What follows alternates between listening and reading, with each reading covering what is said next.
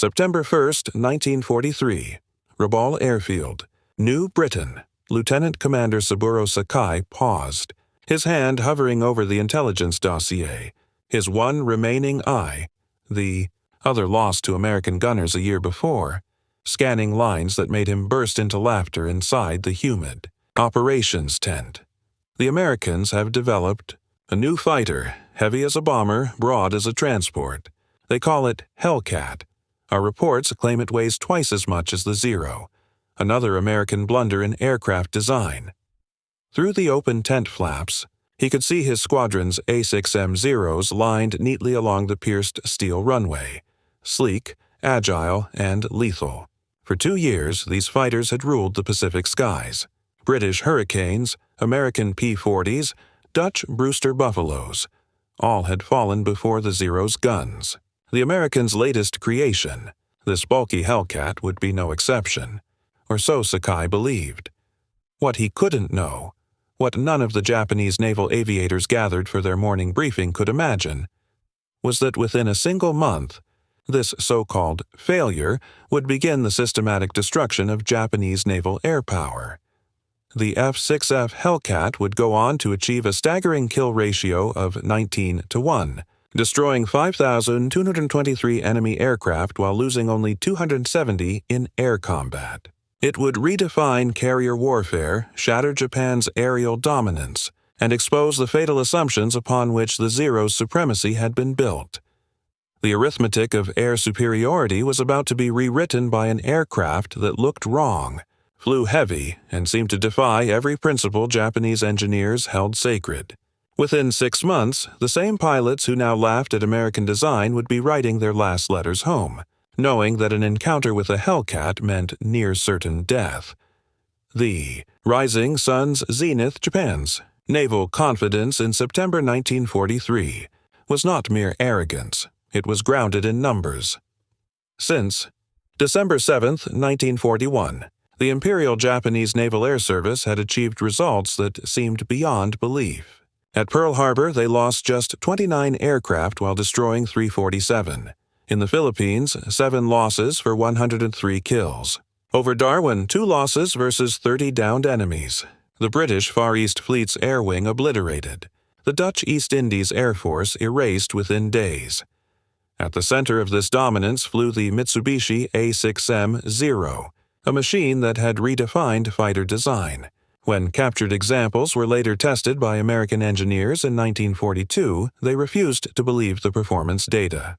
A fighter with a bomber's range, a biplane's maneuverability, and the firepower to destroy anything in its path, it seemed almost supernatural. Warrant Officer Hiroyoshi Nishizawa, who would become Japan's top ace with 87 confirmed victories, described the Zero in his recovered journal. Flying the Zero is like wearing wings. It obeys thought, not just motion. American planes handle like trucks, strong but clumsy. They build fighters as they build cars, heavy, over-engineered, wasteful.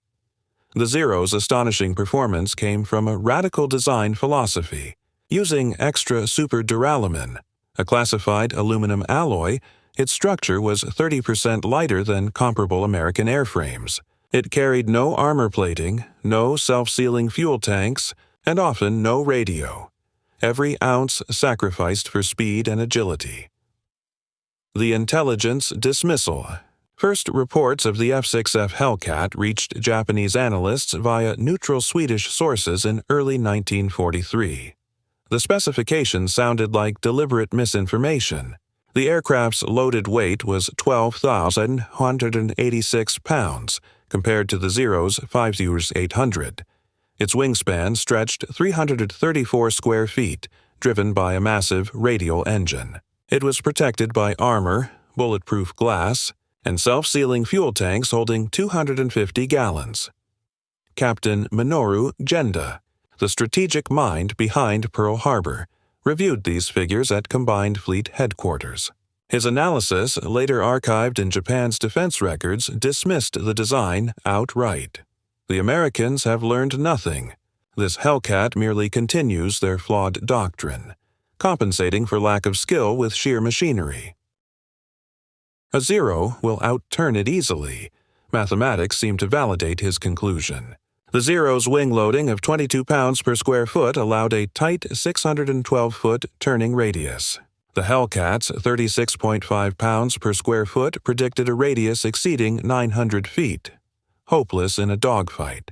The very essence of Japanese aerial tactics. The first encounter, September 30th, 1943, Marcus Island.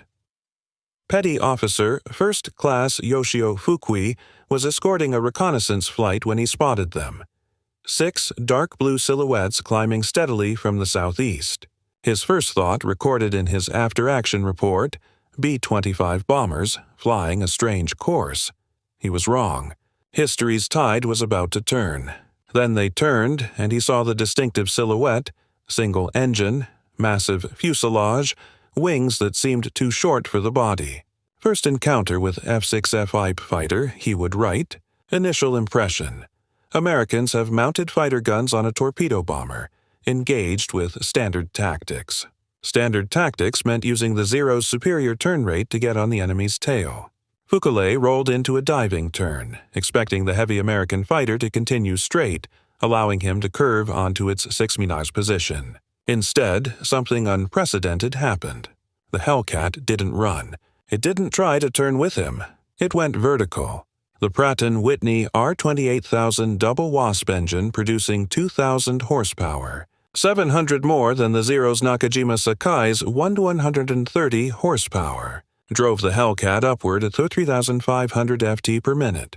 Fukui, attempting to follow, watched his airspeed decay as the Zero struggled against gravity. At 15,000 ft, the Hellcat performed a maneuver that shouldn't have been possible for its weight, a hammerhead turn that dropped it directly onto Fukui's tail. The American opened fire at 400 mm, Fukui reported. 6 machine guns, not the 4 we expected. The volume of fire was unprecedented. My aircraft took 17 hits in 3 seconds. Only by dropping into a spin did I escape. Fukui survived, barely making it back to Marcus Island with his Zero riddled with holes. His wingman, Petty Officer Second Ass Masao, didn't return. Neither did the reconnaissance plane they were escorting. First blood to the Hellcat. The weight paradox. October 5, 1943, Task Force 14 struck Wake Island. Lieutenant Yoshio led 12 Zeros from the 252nd Air Group to intercept what appeared to be another nuisance raid. American carriers had been launching these hit-and-run attacks for months, usually fleeing before Japanese fighters could fully engage. This time would be different. We climbed to 20,000 ft. Saga recorded in his diary. Below us, 12 F6F fighters in 3 divisions. We held every advantage. Altitude, position, surprise. Victory was certain. The engagement that followed shattered Japanese tactical doctrine. As the Zeros dove on the Hellcats, the American fighters didn't scatter or attempt to turn. They maintained formation, accelerating in a gentle dive that kept their energy high. When the Zeros opened fire at maximum range hoping for lucky hits, the Hellcats simply absorbed the punishment. The Hellcat's armor included 212 lb of plate protecting the pilot, 10 lb around the oil system, self-sealing tanks that could take dozens of hits. As the Zeros exhausted their ammunition in diving passes, the Hellcats executed their counterattack. Instead of turning to dogfight, they used their weight as a weapon. Climbing at full power, they reached altitude, where the Zero's engine struggled for oxygen. At 25,000 AFT, the Hellcat was still producing 1,650 horsepower. The Zero was down to 900. They came down on us like hawks on sparrows, Shiga wrote. Their weight gave them speed we couldn't match. They would dive, fire those 6 terrible guns, then climb away before we could react. 8 Zeros were shot down. No Hellcats were lost. The Marianas Turkey Shoot Prophecy, November 11, 1943. Rabaul. The assembled pilots of the 204th Air Group listened as Lieutenant Commander Tao Tanemizu briefed them on American tactics. Tanemizu, with 32 victories, was one of the few pilots who had survived multiple encounters with Hellcats. "Forget everything you know about air combat," he told them. "The Americans have changed the rules. They no longer fight our fight. They fight like executioners, not warriors. Tanemezu explained what Japanese pilots were slowly, fatally learning. The Hellcat wasn't designed to outturn the Zero. It was designed to never need to. Using a combat doctrine called energy fighting, Hellcat pilots maintained speed and altitude, converting potential energy to kinetic energy and slashing attacks that gave Zero pilots no chance to use their superior maneuverability. They work in pairs, Tanemezu continued, one high, one low. While you engage one, the other is already diving on you. Their radios, which we laughed at for adding weight, let them coordinate perfectly. We fly as individual samurai. They fight as a machine. The Technology Gulf, December 1943, TR Lagoon. Commander Mitsuo Fuida, who had led the Pearl Harbor attack, now served as Air Operations Officer for the combined fleet. His inspection of damaged Zeros returning from encounters with Hellcats revealed the growing technology gap. The disparity in firepower was mathematical. The Hellcat's 6 Browning M2 machine guns fired 750 rounds per minute each, 4,500 rounds per minute total. Each 50 caliber bullet weighed 46 gr and traveled at 2,900 Series FTS, delivering 3,500 FTLB of energy. The Zero's 27.7mm machine guns fired projectiles weighing 11 dri at 2,300 pers, 750 FTLB of energy. More disturbing were the reports of American radar-guided fighter direction. While Japanese pilots still relied on eyesight to spot enemies, Hellcat pilots were guided to their targets by shipboard radar controllers who could see Japanese aircraft from 50 meters away. Lieutenant Sadamu Komachi described his first radar-directed interception. We were climbing through clouds when they hit us. No warning, no visual contact. Hellcats diving from above, exactly on our heading, perfectly positioned. They knew where we were, our altitude, our course. We were blind men fighting those who could see in the dark. The pilot equation. January 1944. The Japanese pilot crisis was becoming catastrophic. The pre-war Imperial Navy pilot training program had been the world's most demanding. Training took 3 years with pilots entering combat with 700 flight hours. Army pilots received 500 hours minimum. They were artists of aerial combat trained in aerobatics, gunnery, and the spiritual philosophy of air fighting. By early 1944, Japanese Naval pilots were entering combat with 300 hours of flight time, Army pilots with 200. Fuel shortages meant most training was done in gliders. Gunnery practice was limited to 50 rounds per pilot. Formation flying, instrument flight, radio procedures, all eliminated to rush pilots to the front. Meanwhile, American pilots were arriving with 300 hours minimum, including 50 hours in type. They had fired thousands of practice rounds, practiced carrier landings until they were automatic, learned energy tactics in safety over Texas airfields. Lieutenant Commander Yoshihiro Hashimoto, training officer at Kasumigara Naval Air Station, wrote in his final report, "We are sending children to fight professionals." Yesterday, Ensign Yamamoto arrived at the front. He had never fired his guns in flight. "We have no ammunition for practice." He had never flown at night. "We have no fuel for such training." He lasted 7 minutes in his first combat. The Formosa Revelation, October 12th to 16th, 1944, the Battle of Formosa. Vice Admiral Shigeru Fukuome, commander of the 2nd Air Fleet, committed everything to stop the American carrier raids on Formosa. Over 700 aircraft, including the last trained pilots from the Homeland Training Squadrons, the Japanese claimed spectacular victory. 26 carriers and battleships sunk.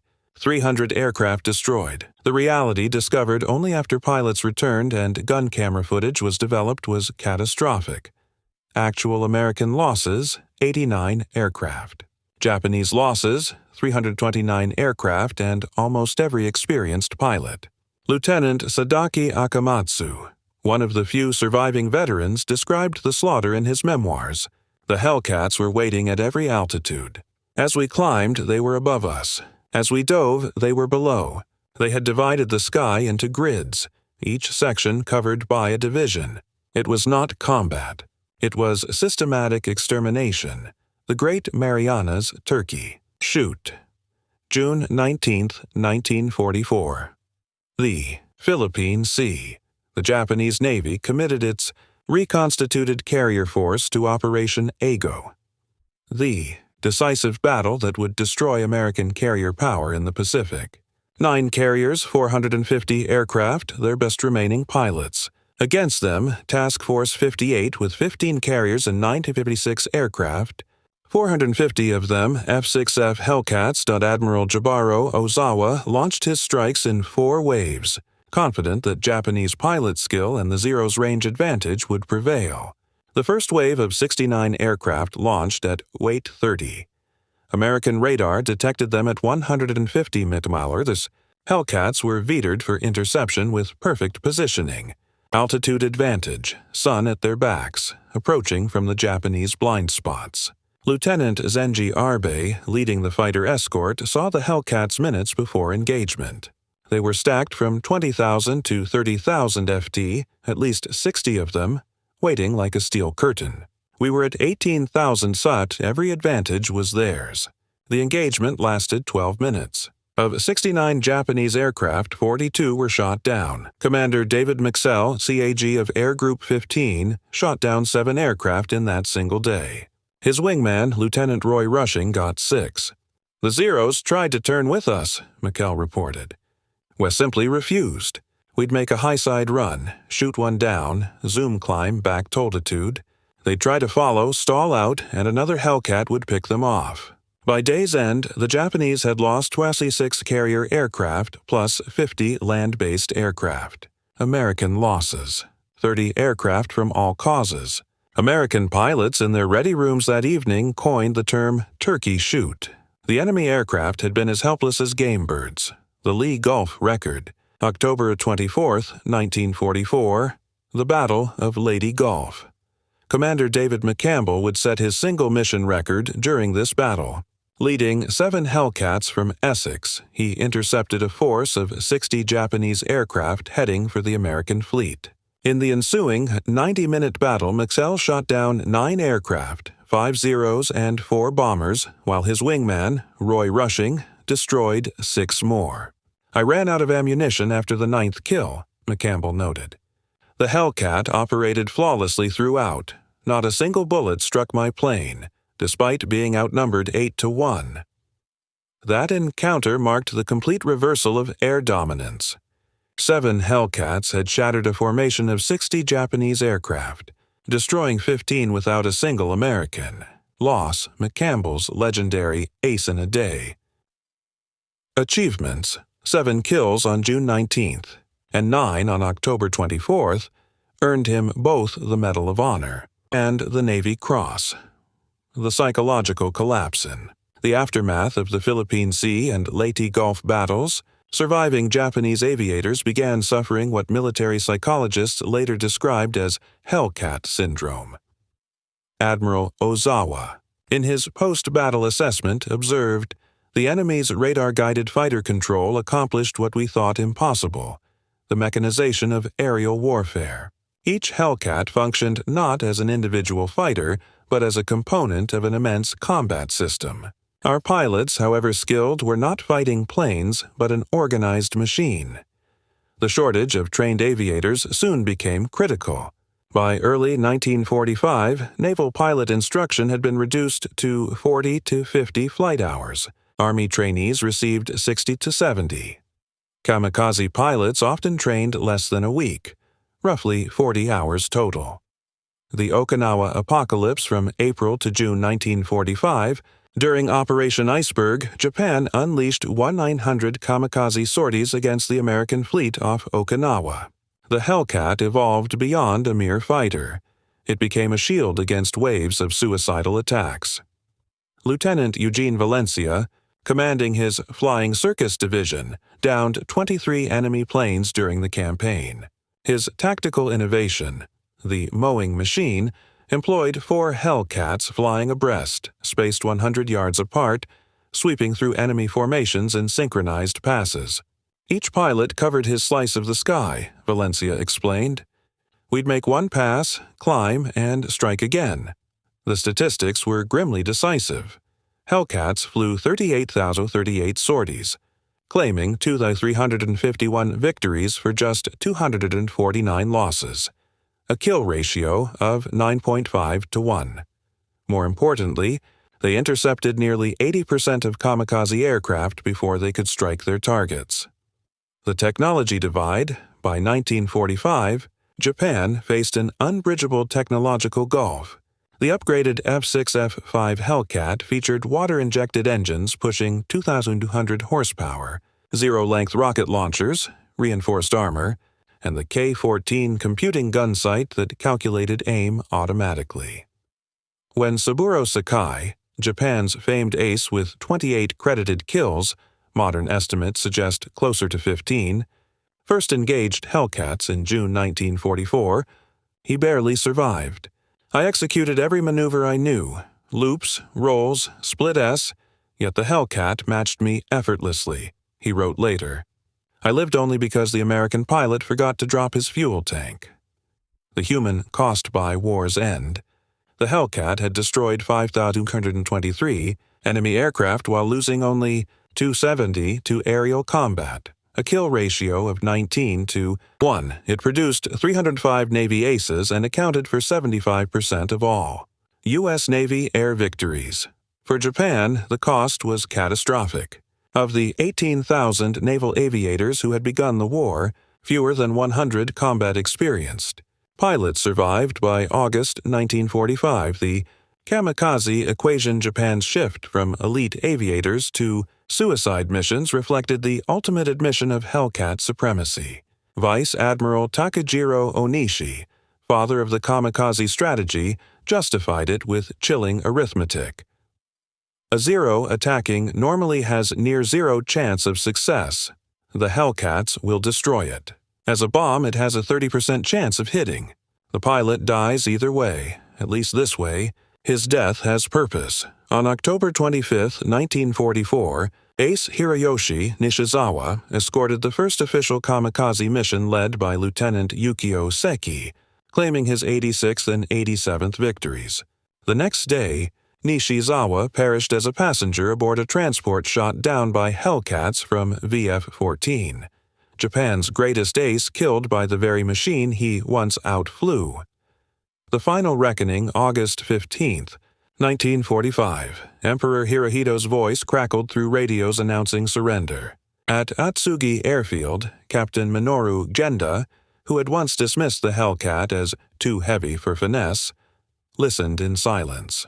Around him sat the remnants of Japan's once proud air arm, teenage pilots with barely 40 hours of training, aircraft pieced together from scavenged parts, and fuel tanks that would never be filled again. That same day, Enan Clarence Moore of VF-31, flying from USS Bellewood, shot down a Yokosuka D-4Y Judy dive bomber after 200 p.m., the last aerial victory of World War II. The Japanese pilot, apparently unaware of the surrender, was approaching the American fleet when Moore intercepted him. 2 short bursts from the Hellcat's 6 guns ended the Pacific Air War. The Occupation Revelation, September 1945, Atsugi Airfield. The first American aircraft to land after the surrender were 12 F6F Hellcats from USS Yorktown. 6F Hellcats from USS Yorktown. Japanese aviators, technicians, and ground crews gathered along the runway to witness their former tormentor up close. American pilot Lieutenant Robert Vasu, an ace credited with 19 aerial victories, demonstrated the Hellcat's power before the stunned Japanese flyers. His effortless aerobatics, loops, rolls, and climbs that would have torn a Zero apart, left them in silent awe. "You have to understand," Vasu told them through an interpreter, "this isn't even close to its limits. In combat, with water injection, it's 20% stronger.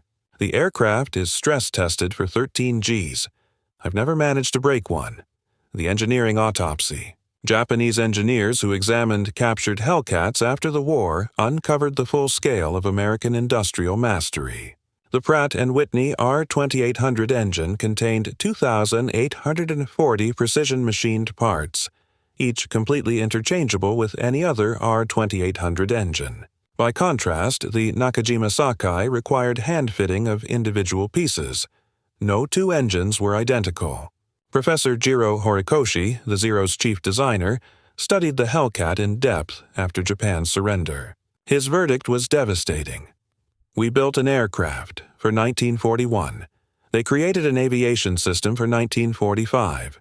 While we were perfecting the sword, they were forging the modern age, the miracle of production. Grumman's manufacturing of the Hellcat became a weapon in its own right. The Bethpage, New York plant operated non-stop, 24 hours a day, 7 days a week. At peak capacity, a brand new Hellcat rolled off the assembly line every 60 minutes. In just 30 months, the company produced 12,275 Hellcats, a feat the Japanese could scarcely imagine. In 1944 alone, Japan manufactured around 5,100 fighters of all models. The United States built 35,000 fighters that year.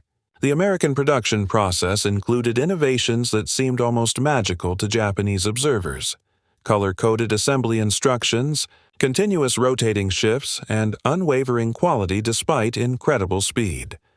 The strategic revolution. The Hellcat didn't simply win dogfights, it reinvented naval air warfare. Pre-war strategy held that aircraft carriers were fragile weapons that needed to strike first or perish. The Hellcat reversed that logic. Carriers became floating fortresses, capable of enduring and repelling any aerial assault. Admiral Mark Mitcher, commander of Task Force 58, grasped this shift instantly. With the Hellcat, we don't need to find them first. Let them come. The F6F will destroy them when it suits us. This confidence made possible offensive operations of unprecedented scope. American carriers could linger off enemy coastlines for weeks, protected by an impenetrable Hellcat shield that rendered them virtually untouchable. The cultural divide. Beyond its technological edge, the Hellcat embodied a cultural philosophy that invalidated Japan's traditional doctrine. The samurai ethos prized personal valor, spiritual endurance, and the nobility of sacrifice. The Hellcat represented the opposite: systemic efficiency, technological dominance, and preservation of life. This ideological gulf made adaptation impossible for Japanese pilots. Even when they understood Hellcat tactics, their Bushido training forbade retreat or evasion. The idea of refusing combat when disadvantaged, a cornerstone of Hellcat doctrine, was inconceivable. The verdict of history. In 1962, the U.S. Navy convened a symposium on Pacific War aviation. American and Japanese veterans met to reflect with historical clarity. Captain David McCampbell, the Navy's top ace with 34 confirmed kills, summed it up bluntly. The Hellcat won the Pacific Air War, period. It destroyed Japanese aviation and made our victory inevitable. Commander Saburo Sakai replied, "The Zero was a superior fighter. The Hellcat was a superior weapon system. We never understood that distinction until it was too late. We brought swords to a gunfight and wondered why we lost." The final reckoning. The Hellcat's supremacy boiled down to simple arithmetic with world-changing implications. Kill ratio, 19.1 overall, 13.1 specifically against Zeros. Production, 12,275 Hellcats built in 30 months. Pilot training. Over 5,000 American pilots trained on Hellcats. Fewer than 100 experienced Japanese combat aviators remained by August 1945. Admiral Jisaburo Ozawa, who commanded the Japanese fleet at the Battle of the Philippine Sea, later admitted, "We laughed at the Hellcat because we didn't grasp that it symbolized not just an airplane, but an entire civilization's way of waging war." By the time the laughter stopped, our air forces had ceased to exist. The last word. Lieutenant Commander Saburo Sakai lived until the year 2000. In his final interview, when asked about the Hellcat, he summarized its dominance perfectly. "The Zero elevated Japan into a formidable naval power. The Hellcat forced us to face the truth. that our greatness was an illusion. We thought ourselves samurai. The Hellcat showed we were only men, wielding obsolete weapons against the future. Every Japanese pilot who survived did so because a Hellcat pilot spared his life. That was the ultimate defeat, to exist only at your enemy's mercy. The F6F Hellcat entered service weighing twice as much as the Zero, protected by armor it never had, powered by an engine Japan could not build, armed with superior guns, guided by unseen radars, flown by better-trained pilots, and produced in unimaginable numbers. Japanese airmen had mocked it at first, never realizing that each additional pound symbolized not weakness, but the strength of an industrial democracy that valued its warriors enough to protect them. When understanding finally dawned, their laughter had become farewell letters. Their mockery turned to kamikaze dives, and their confidence dissolved into total collapse. The Hellcat hadn't merely defeated the Zero, it had erased an entire philosophy of war, proving that in the modern age, the nation capable of building the superior system would always triumph over the one that could only craft superior men. The Japanese pilots once laughed at the F6F Hellcat. The Hellcat had the final laugh, and it never missed. And it never missed.